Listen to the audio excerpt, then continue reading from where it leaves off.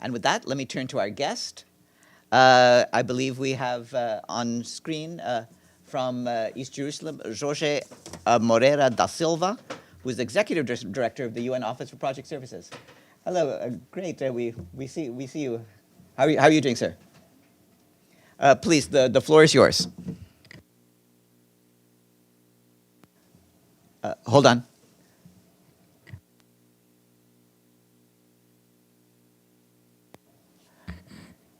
Hold on, just one sec. Can we get his audio going? Okay. Is it okay now? Yeah. Yes, okay, you're fine. Thank you. Well, yeah, I was just saying that I'm in Jerusalem. Just came from Gaza, where I spent the day. As you may know, this week I've been in a mission to the Middle East, starting with Lebanon, Syria, West Bank, Gaza. This has been a very intense week in a special context, as you know, when new leadership in Lebanon, new regime in Syria, and the ceasefire in Gaza is opening opportunities and responsibilities for all of us. In the interest of time, I would focus just in Gaza, but of course I will be available to answer to any question about Gaza, but also about the other points on the mission. As I mentioned, just came from Gaza, spent a day in Gaza, and unfortunately the humanitarian catastrophe that Gazans face continues. And as the uncertainties mount, we need to focus all efforts on avoiding a return to war, which would be an absolute tragedy. And I reiterate the call for a permanent ceasefire and the release of all hostages without delay. The ceasefire has offered a much-needed respite. But there is simply no time to lose. Our hope has been that the ceasefire creates the conditions to ensure rapid, unhindered, and safe humanitarian access to provide relief for all. UNOPS, as you know, UNOPS is the UN agency focused on infrastructure, procurement, project management. We are present in 100 countries, 6,000 personnel. We stand ready to support implementation of the ceasefire deal and scale up the delivery of sustained humanitarian relief. We reiterate the call for a permanent ceasefire and the release of hostages without delay. My colleagues have been on the ground in Gaza from day one, my team, working to support the broader humanitarian operations in Gaza. Our response includes many aspects, but mainly three, if I may, which is our work on procurement, delivery, and monitoring, and lately the distribution of fuel. Also, our work to manage the operation of the so-called UN 2720 mechanism. So the mechanism that was created from the Security Council resolution, which aims to increase and speed up the delivery of life-saving humanitarian assistance to Gaza. So UNOPS has been managing and implementing the mechanism in coordination with Sigrid Kaag. And our work together with UN Mine Action to mitigate the dangers of landmines and unexploded ordnance. On fuel, my colleagues on the ground have played a unique role, and the good news is that before the ceasefire, we were providing on average 100,000 liters per day of fuel, and now we are providing and distributing 1.3 million liters per day, which confirms, as we always said, that once the political conditions and once the security conditions would allow, we would be able to scale up and to speed up delivery. This provision of fuel, as you know, it's critical in the absence of other sources of energy, because unfortunately, today Gaza has no connections on electricity. Almost all solar panels are destroyed. Only fuel remains as the lifeline element. And this is critical for hospitals, for schools, for bakeries, for houses. And that's why scaling the capacity on fuel represents a breakthrough. This work, as I mentioned, is usually significant. And of course, I remain available. I'm available in the Q&A to focus more on this. In parallel, we also manage, as I mentioned, the UN 2720 mechanism, which aims to expedite, streamline, and accelerate the process of providing assistance to Gaza and help ensure that aid continues to reach its civilian destination. On behalf of the UN system, we also coordinate and manage the access through the Access Support Unit. So let me share just 2 or 3 data points on the mechanism. First, this mechanism, as of 13th February, has facilitated close to 78,000 metric tons of aid being delivered in Gaza. And most importantly, 70% of all approvals of consignments have been done in less than 24 hours. So the mechanism provided more transparency, accountability, predictability, and efficiency, which obviously was critical. But as we always said, the issue was never from a logistic point of view. The issue was political. It was the lack of political will. And that's why the ceasefire has created the conditions, as we have seen in the last 3 weeks, to bring more aid and to ensure that the aid could reach those most in need. Finally, on mine action, we, in partnership with UN Mine Action, we mitigate the dangers of landmines and unexploded ordnance. As you imagine, this is particularly important in Gaza. An estimated 40 million tons of debris and rubble generated by the conflict will take years to remove. Today, in my visit, I was astonished, very impressed with the scale of devastation. And I've seen the footage, we have seen the footage, but there is nothing like seeing that directly. I've been in Gaza 1 year ago, and now again, I can see the scale of destruction, and particularly the impact on rubble. Gaza is flooded, surrounded by rubble. 40 to 50 million tons of rubble. And this rubble includes, unfortunately, human remains. It includes, unfortunately, unexploded ordnance. So we are dealing not just with rubble. We are dealing with obviously a very complex situation. To date, on this activity to mitigate explosive device risks, we have been working, supporting the convoys, the UN convoys through Gaza. Our officers conduct threat and risk assessments across Gaza, enabling critical humanitarian aid convoys and activities. To date, our team has completed almost 400 assessments and accompanied 400 high-risk convoys to vulnerable areas potentially contaminated. Finally, my final comment, and then of course I'll be glad to answer to questions, is that from what I've seen today, it's critical to move as soon as possible to the early recovery, because the scale of devastation, particularly on infrastructure, is very impressive.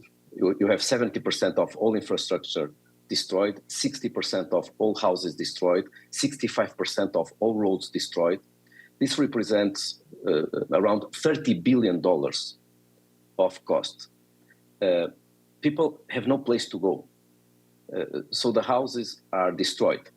They are moving from one place to the other, and they don't have the number of shelters that is needed.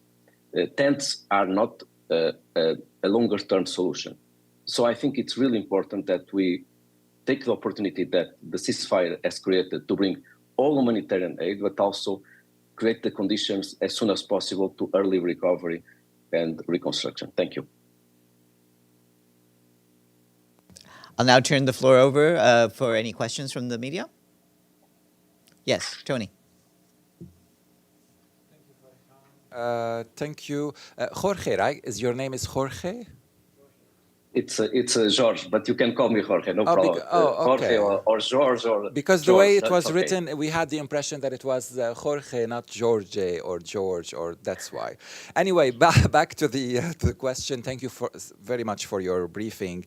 I want to hear more from you about the picture in Gaza today. You mentioned we're talking about 40 to 50 million tons of rubble. You mentioned 70% of infrastructure is destroyed. We would like to hear more, if you can elaborate more about this picture, please, with more clarity and numbers as well, because us journalists, we love numbers and percentages. And also, if you can clarify the fact that with all the media, the reports and the talks today with the proposal of the US administration to move people from Gaza in order to do the recovery that you're mentioning, do you agree with this plan? Do you see that it's a realistic plan? Or do you see that, no, the people maybe we can recover or we can achieve a recovery in Gaza while the people are there? I would like to hear your take on this, please. Thank you.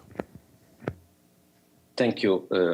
Well, the last point that you have made, my colleagues in the noon briefings have already brought the official position of the UN and the sectional position, which is forced displacement is not consistent with international humanitarian law. And obviously, let's not make the situation more difficult and complex than it is now. What I've seen, as I mentioned, was quite impressive.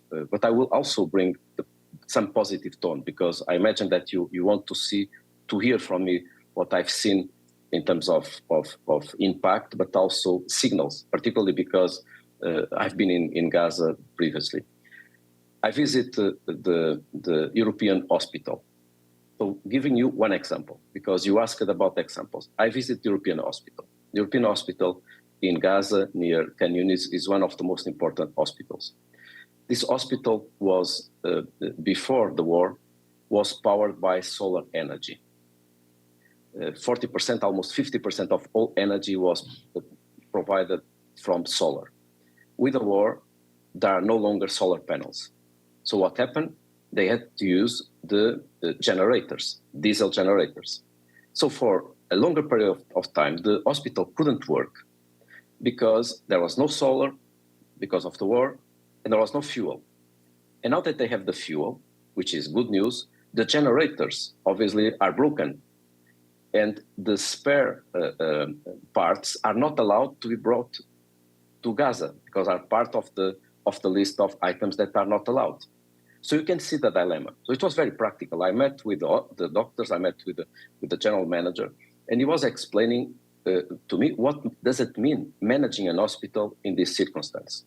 Some examples: surgeries without anesthesia, post-surgical treatments without antibiotics, with the proliferation of infections. 3 babies that died because there was no electricity and incubators were not functioning.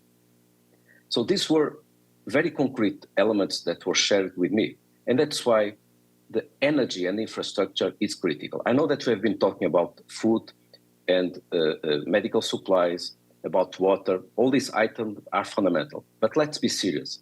Electricity, energy, and water is fundamental. What they told me is that they don't have access to the water system. It's broken. There is no longer the water and sanitation system in Gaza. So now they are taking it from the ground, and it's contaminated in an hospital. So this is the real dilemma that you see in Gaza today due to the destruction of public infrastructure. Another example. We are now providing fuel to the gas stations. I met with a driver of an ambulance. He has 9 ambulances that he managed. He said that before the ceasefire, he had the 9 ambulances stopped because there was no fuel. Now, in the last 3 weeks, all the ambulances are functioning. So I saw hope, which is the ceasefire allowed the UN to bring food, to bring water, to bring medicaments, to bring fuel. So the ceasefire has provided an important signal. So let's not waste the opportunity. going backwards, and let's go forward, which means let's create the conditions for early recovery, particularly on shelters, roads, hospitals, schools, electricity, water, sewage, and waste management.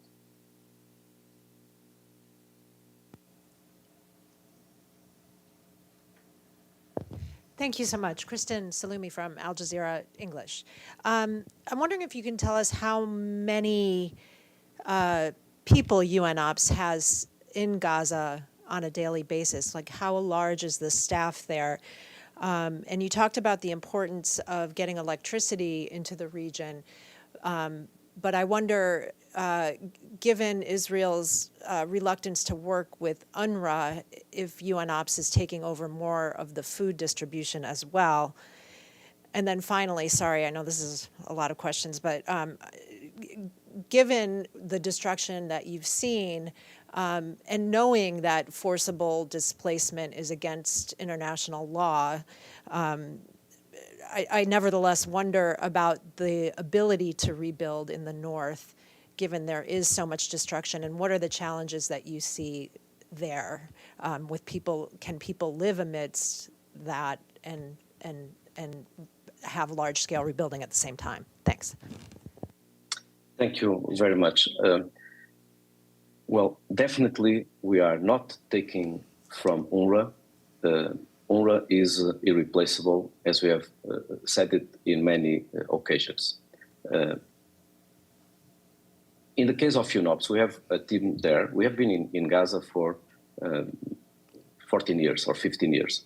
We have around 100 colleagues in Gaza. So we stayed and delivered in all these areas, from fuel to managing this system, so the UN 2720 system, to bring an image or a metaphor. It's like a control traffic tower in an airport. So it's what UNOPS is doing. We approve the entry of aid into Gaza based on the real priorities. So it's not first come, first served. We ensure that the approvals of aid are based on real needs. And then we also provide accountability and transparency. If you go to the website 2720.org, you will know the amount of aid that has been brought and what was rejected and why was rejected. So this kind of transparency and accountability, it's a confidence building mechanism. So it will be very important to use it for the next phase. So what are the difficulties, going to your question about the difficulties that I see on the operations, particularly in the next phase? And again, the point that I made about rubble and debris is quite impressive. When I was there, and I visited recently Afghanistan, I've been also in Ukraine, in Cabo Delgado, in Mozambique, we have teams in all these places. What I saw in Gaza is similar to what you see in a massive earthquake. In a massive earthquake, where things collapse completely. So the recovery in Gaza is possible, the same way that has been possible in places affected by massive earthquakes. So we need to find a way. But we cannot wait, because the point is, it's utopian to be talking about reconstruction without going first to rubble removal and to early recovery, which means that you need roads. You cannot remove the rubble without rehabilitating the roads. I've been there. It's impossible to circulate. We shouldn't even call it roads. Then to remove the rubble, you need electricity, you need water, because the machines cannot work without electricity. So that the early recovery component, which is removing the rubble, waste management, creating this rehabilitation of critical infrastructure is fundamental. So it will require lots of planning, and it will require lots of collaboration. I don't want to be arrogant. I lead an agency, UNOPS, that is the 5th largest agency in the system, I've been told. UNOPS cannot do it alone. No agency can do it alone. Nobody can do it alone. The level of destruction and the amount of rubble that is there would require strong partnership in the system and in the multilateral system, obviously with the best expertise. We are part of that option. We are part of that effort, bringing our practical solutions. Bisan? Thank you very much, Bisan Abukwik with Al Jazeera Arabic. This is maybe a hypothetical question, but from what you have seen, can you give a rough estimate of how much in dollars would it is required to actually rebuild Gaza, and how long do you think it would take? And my second question is, given what President Trump has proposed, and of course, we know the UN position on that and on forced displacement, the Arab countries apparently might be discussing some sort of proposal or counter-proposal. Has the UN been in contact, your teams, have they been in contact with anyone from the Arab countries in terms of any counter-proposals to that, to what President Trump has mentioned time and time again? Thank you. In terms of costs, the assessment that has been done brings us to $30 billion cost. So that's the cost, the estimated cost of the damage cost. But as you know, one thing is what is the cost of the damage. Another thing is the cost of recovery and reconstruction, which very likely is higher. So we are dealing with a number that is quite significant. So at least 30 billion. So this is an important moment for the international community. It's a moment of mobilization. Tom Fletcher, my colleague Tom Fletcher, was in Gaza a few days ago. He clearly made a call to bring more aid into Gaza and to bring more solidarity into Gaza. UNOPS has been in contact with multiple donors. We are bringing our availability, our expertise. For instance, on the waste management, on rubble, we have been with other agencies in collaboration with other UN agencies. We have approached donors trying to mobilize the international community. And of course, this includes also the Arab countries, but not only the Arab countries. We are in contact with all countries trying to mobilize them for this new phase of the early recovery, but in the short term, humanitarian aid. But I forgot to say something, if I may. Because I know that because there are no journalists in Gaza, it's only through these briefings that we have the chance to share with you our impressions. And I'm going to say something that is subjective, and apologies because it's not based on numbers, it's a perception. When I was in Gaza today, I saw a level of destruction that is much higher than 1 year ago when I visited Gaza already during the war. But I saw more hope in the faces, with the people that I engaged with, in the children that were with more smiley faces than I saw 1 year ago. I saw food in the markets. I saw people in the streets, everything destroyed, people obviously very impoverished, but clearly with hope. So the point is, let's not waste the opportunity that the ceasefire has created. Maybe not everything is perfect, but the UN has been able to provide more aid, and this is obviously the first phase, and it's a moment of hope and opportunity. So I insist on this point because I know that we are in a specific and difficult context, and I really hope that from what I saw, that we don't miss, that we don't fail to the people that are expecting more aid and a new future. Ibtisam? Thank you. My name is Ibtisam Azim, Al Arabi Al Jadid newspaper. I have first two follow-ups. You talked about the fuel that you are able to get into Gaza. Could you put this into perspective in the sense of what you really need compared to what you are getting, etc., and where does this fuel go, really? I mean, to hospital, to public, and also on the $30 billion, what does this actually include? Does this include only rebuilding of public places, streets, infrastructure? What about the or does it also include the destroyed houses of people? If you could clarify. And then also on solar panels that were destroyed due to bombing, etc. Are you able to get any, and if not, into Gaza, and if not, why not? Thank you. Thank you. There are points that I can answer, others that I may not have the data, but I'll be glad to engage at another occasion on the specific data. Going directly to the fuel. The amount of fuel that we are providing is consistent with the needs. So finally, after 15 months of being well below the needs, now we are providing what is needed, and by the way, consistent with what was the deal in the ceasefire. So this 1.3, between 1.2 and 1.3 million liters per day. Where is this fuel going? So the fuel that is brought by UNOPS and distributed by UNOPS goes to gas stations, and from those gas stations that we manage and we operate, it is distributed to around 140, 150 facilities. It includes bakeries, includes wash, so water, sanitation, waste management, so infrastructures that are dealing with this, hospitals. And this is obviously in collaboration with the UN sister agencies. UNICEF does one part, WHO does other part.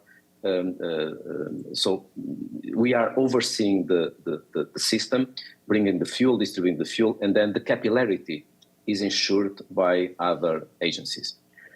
But we have the monitors. So UNOPS have monitors doing the monitoring of all operations, even the operations that are being conducted by other agencies. So we have a system where our monitors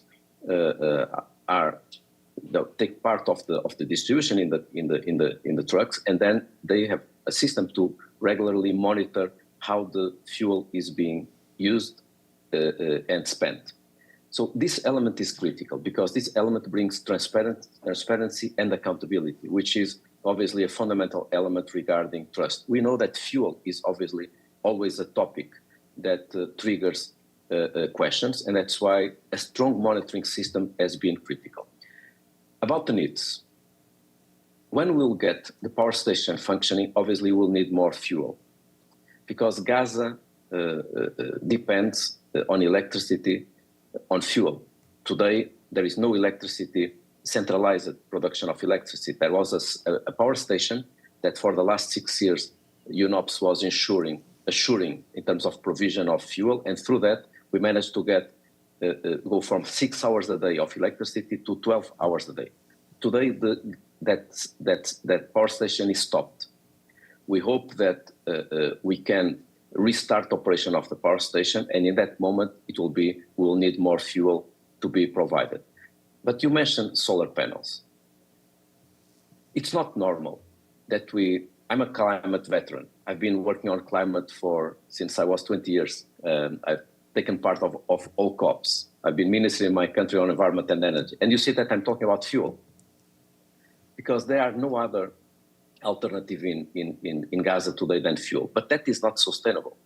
So I really hope that when we build back, we'll build back better, which means that we will have a better energy mix, ensuring that Gaza relies more on solar energy, on interconnected facilities with transmission lines, and less on fuel. But for the time being, let's make no mistake, we have to use what is available, and it's fuel.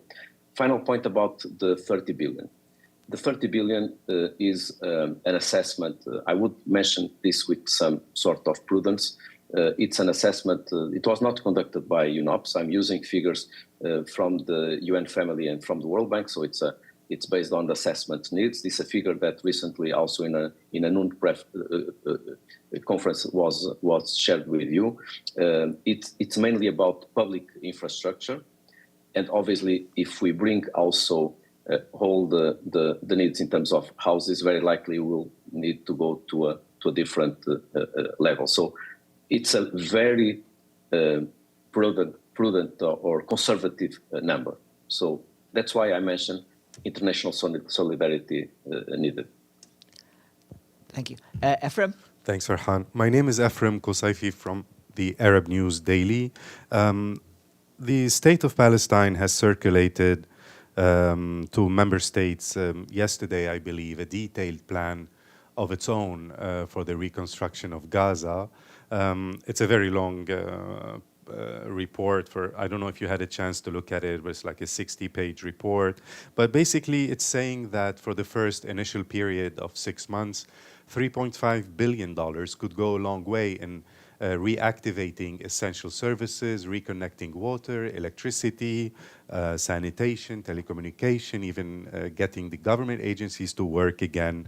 I wonder if you had a look at that report, what you think of it, and are the numbers realistic compared with the numbers you just gave us now? Thank you. I had a chance to meet the Prime Minister of Palestine in yesterday.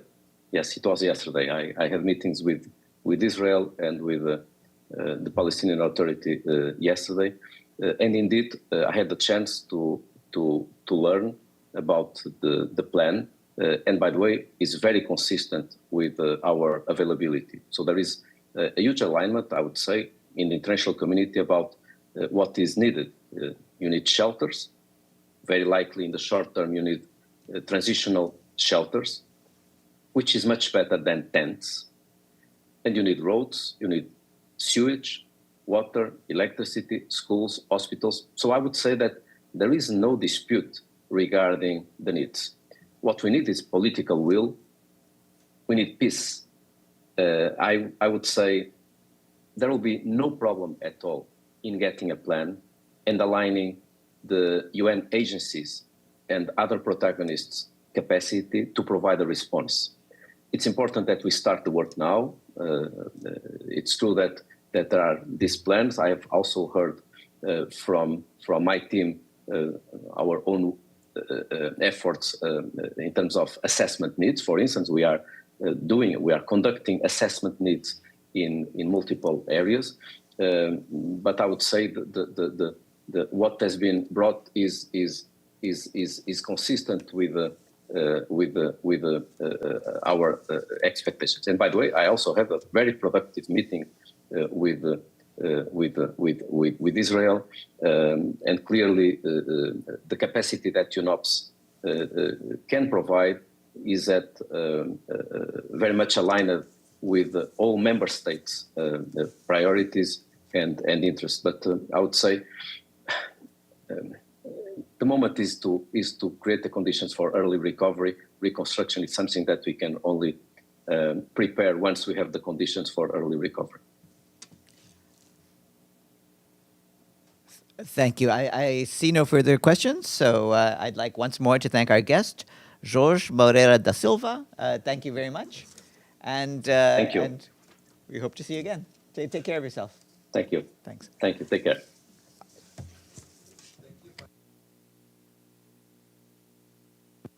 Thank you for clarifying.